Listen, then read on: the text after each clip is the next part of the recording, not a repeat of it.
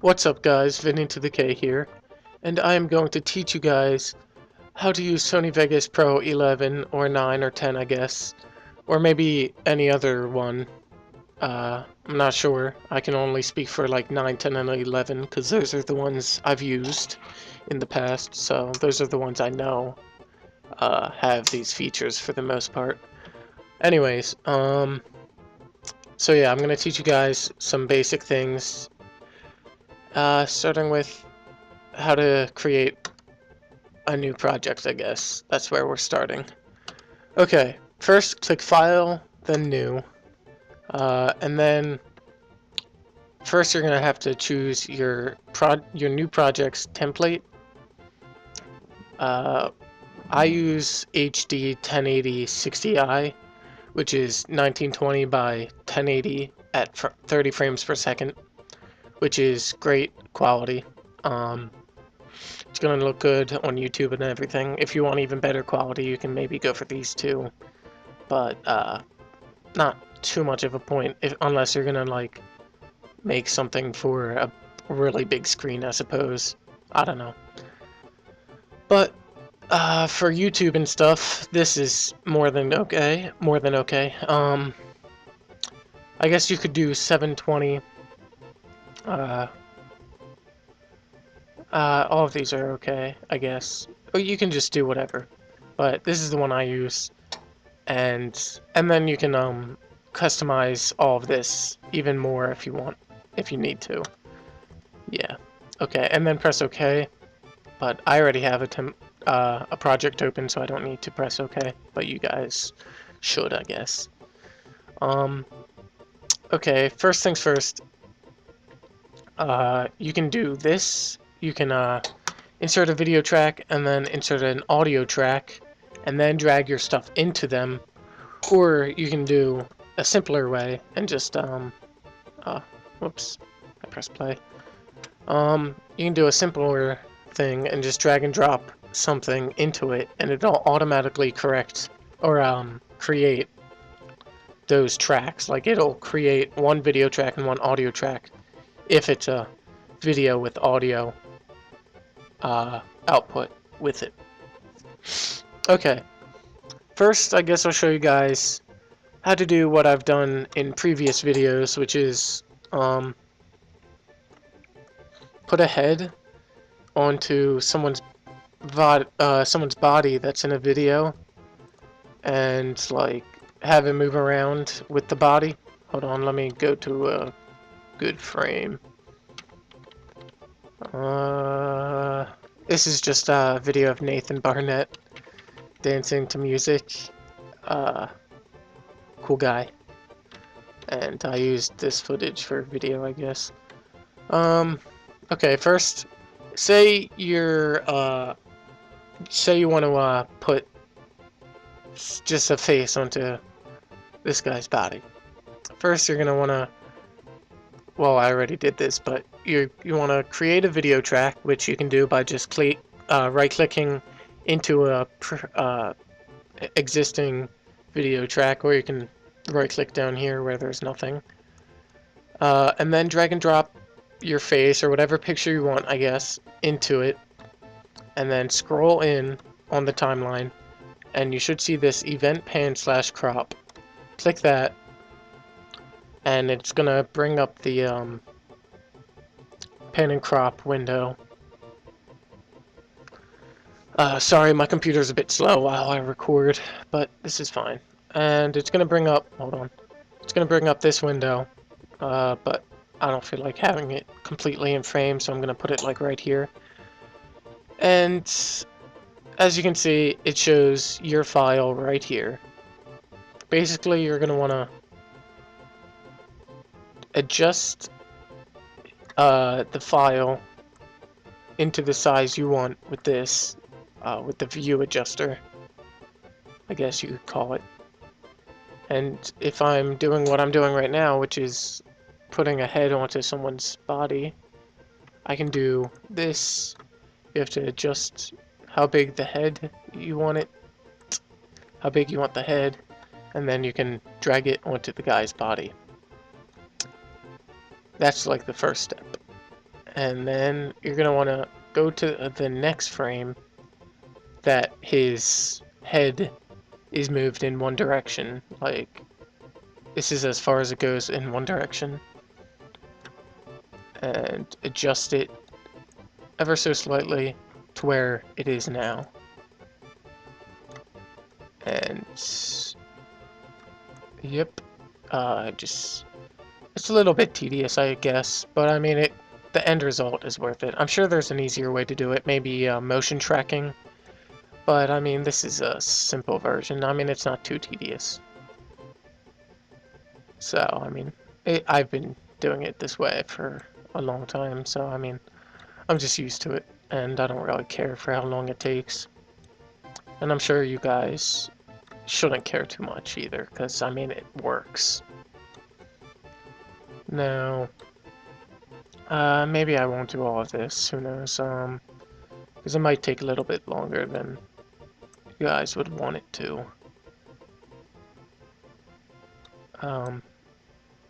Because you guys aren't here to see me make a YouTube video.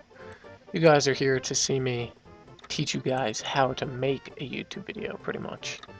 Or how to use Sony Vegas Pro, which more likely than not you're going to use to make a YouTube video. I suppose maybe not, but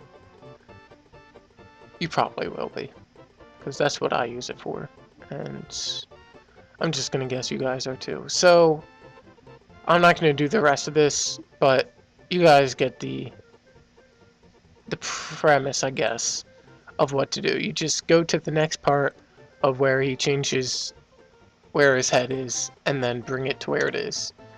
And now if I play this, hopefully it won't lag too much, but you'll see that I did it to an extent. Like, I did it, and it's gonna follow. Hopefully. Hold on. Sorry, I'm gonna mute the audio. Which you can do by either pulling this down all the way, or just by clicking this, which just mutes the track that it's on.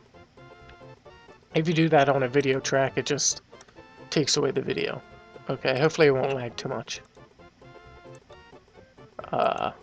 Here, I'll just go frame by frame. As you can see, it like follows exactly where his head is now, because I did it, and that's where I stopped. But that was pretty good so far, and that was just me just showing you guys real quick. And then say, I guess I'll show you guys this.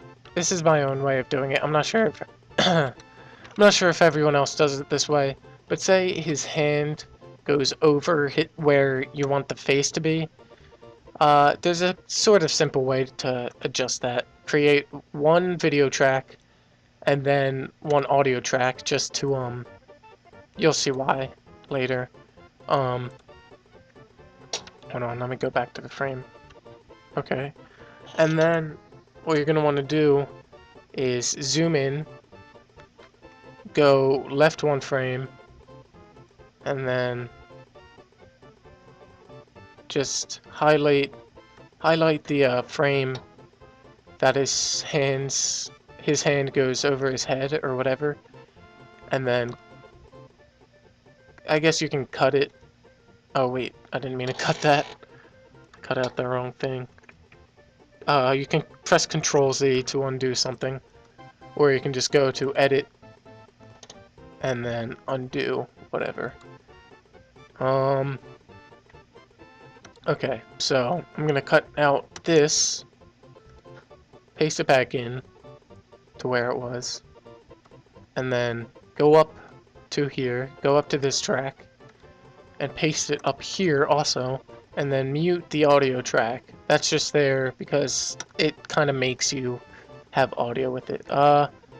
Also, it might do this to the audio so it doesn't so it doesn't cut off too much, but you can just undo that by going to this and just undoing the fade that it adds to it, just so it doesn't mess up the audio how you want it, I guess. Okay, and then go back to Event Pan and Crop on the new thing you created, and then okay, go to mask. You see where it says mask? You have to click enable by check marking the box, and then you can click this arrow or this cursor thing so you can move around to where you want. And as you can see right here, hold on, let me just bring this slider down. Okay, right here it doesn't go over his head, but right here it does. So you're gonna want to drag this over to here, and you're gonna want to start masking, which is basically just cutting out what you want to cut out of the oh wait, I dragged the wrong thing. Drag that. There you go. And then press this pen tool and cut out exactly what goes over the guy's face or whatever you're making, whatever you want to mask out. You just cut it out like this. Oh shoot. Control Z that. Oh, gosh darn it. I hate that it does that. It like zooms you back out whenever you Control Z. Which I'm not sure why they would do it like that, but whatever. Sorry, my mouse is a little bit messed up and my settings for Sony Vegas Pro are kind of messed up. Dang it. I'll just delete that. Okay. No, I guess that's his thumb. Okay, and... oh, shoot. If you're going to want to do this for more than a couple frames, it might become a little bit tedious, but this way it's kind of easy to do. Like, it might take a little bit, but it's worth it. And it's not too hard. Okay, basically now, as you can see, his hand actually goes over the face, which gives a better effect, and it looks less sloppy. It looks like you actually put a little bit more effort into it. Okay.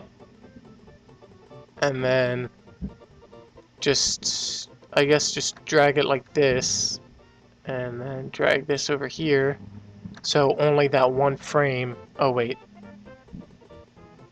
Yeah, I don't think that'll work. I think it's gonna want, yeah. It's gonna have to be a little bit more than, hold on. I don't know why it does this. Hold on, I didn't mean to do that then. Dang it. How much did I zoom in? It won't let me expand that, so I'm gonna Control Z that until it fixes it. Sorry about that. And then, yeah, okay, whatever. I just don't want it to mess up. Here, I'm gonna go back into Event Pen and Crop. And,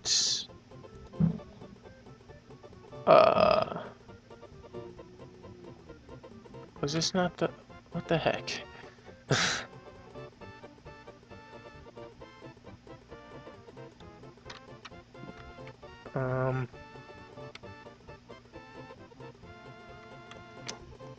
Okay, that's fine. And then, as you can see, it's gonna look a little bit nicer. Like when his hand goes over his head, it's gonna look better, as you see. So, that's some basic things. I'll just delete. Oh, I don't know why I wanted to delete that. Never mind, I'm not going to. And then I guess I'll show you guys some effects, how to use videoFX. Say I want to make this look black. Say I want to make it black and white. You just go to videoFX, then go to black and white. Drag and drop that onto it. And then it's going to make it black and white. You can adjust how black and white it is, the blend amount. Or you can just do 100%. But I'm going to Control Z that because I don't want it black and white. Sorry. I'm going to have to do it a bunch because you know what? Here. You can just do this. You can click this and then just uncheck mark the black and white if you don't want it. basically. And then there's all these other effects. I gotta say, the Sony Vegas Pro effects that they give you aren't the best. They're not too great, to be honest. There's some good ones, like some of these film effects are okay, I guess. And these glow ones, they're okay.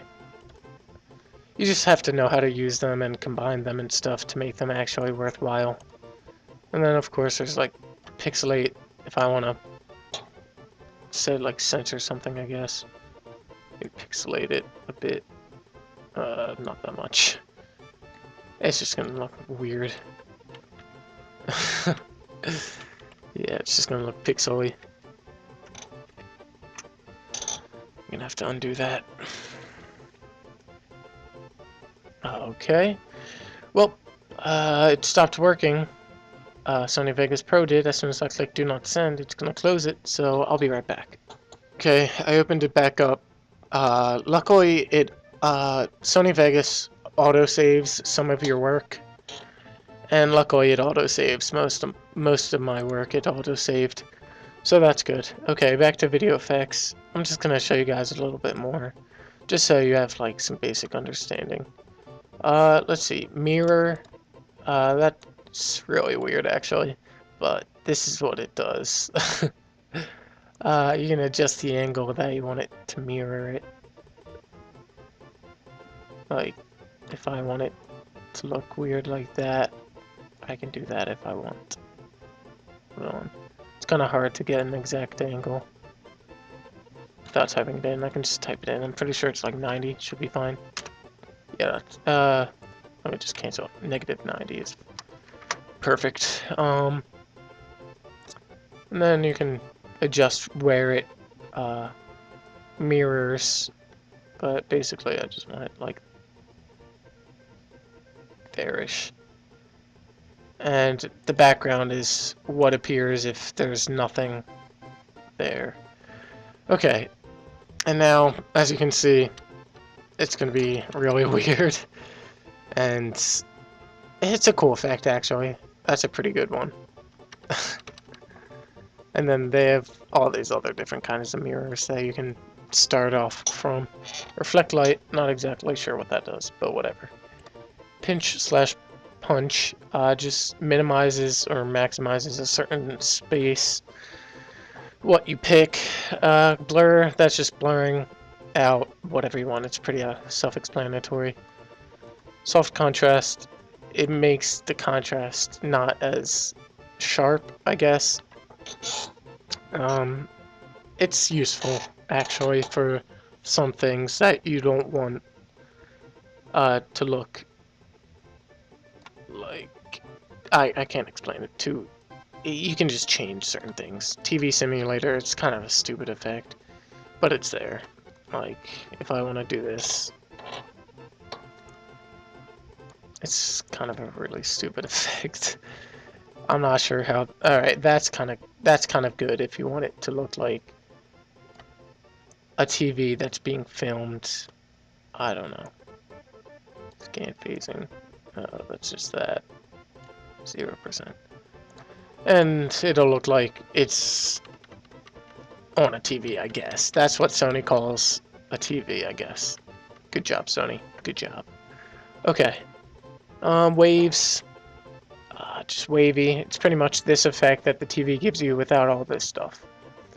Okay, those are some effects. I don't want to waste your time. Here are some media generators that they give you. These are pretty good. Okay, let me drag this over to where I have nothing. Okay, so here's a checkerboard effect, as you can see. Once you drag and drop it onto the timeline, it'll bring up some stuff for it, like the colors. You can change, say, this to red if I want, and this to black. It's pretty easy.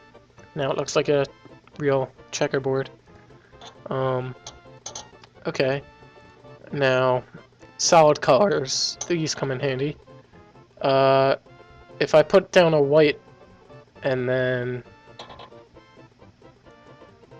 they give you a good amount of colors, but you can adjust them like this. You can click on color and adjust it to your heart's content. But white is fine for what I'm doing. Then go to color gradient, and you can make it look really nice if you just want like a background or something for text or anything with a gradient. If you have it really smooth and not too hold on. If you go like this and adjust this, it makes it look pretty nice. Speaking of which, let me show you guys how to add text. Insert a video track, and then right click and press insert text media, and it'll bring up a text thing. Here you can just type in, it's a pretty good way to insert text into a video. They did this really well. Say I want to say like, welcome. I'm not sure why a video would just say welcome, but there we go. Then click text color, and I guess I'll make it black. And then they have a whole bunch of different fonts, but this is fine for just a demonstrating purpose. You can, in Sony Vegas Pro 11, you can adjust where it tracks to here. Also, these windows might look a little bit different in a different Sony Vegas, but I'm pretty sure it should be pretty self-explanatory how to find what you need in those ones. They have some basic animations that you can just go through and pick, like how it comes into the frame, or you can just make that yourself, which I'll show you. It also has some advanced stuff like just the background and tracking and line spacing and stuff. Like say for line spacing, hold on, where is it? Where was that? Oh yeah, advanced. For line spacing, come on. Or if it, yeah, for line spacing, it's basically just, well, I don't even have multiple lines, so that's not going to do anything, but this is pretty good. It like spaces out the letters. And then there's outline, which pretty, once again, self-explanatory. You can make your own outline for it with a different color, and then adjust the width and stuff. Right now it's on white, and it'll make a white outline, but I don't want one, so no. Shadow is pretty nice. You can make it give your thing here. You have to click shadow enable. It gives it a shadow, which is actually pretty nice, like I said. And you can make it blurry, and there we go. So already that's looking pretty nice, just by doing some simple things. And then you can pan and crop your text on, so you can make your own way for it to come in, like zoom in like this, and then go a couple frames ahead and basically zoom out, and it'll give it a nice effect as if it's coming in like that. And then if you want, you can do something like this, so it slowly zooms out a little bit. And then once you get here, you can insert a how do you create a keyframe, and then go to about here and just bring it back all the way in, and it'll give it a cool effect like this. You know, come in like that, and then it'll stay in while zooming out a little bit, and then it'll, once it gets to around here, it'll zoom all the way back in, which gives it a cool effect. Let's see, is there anything else I want to go over?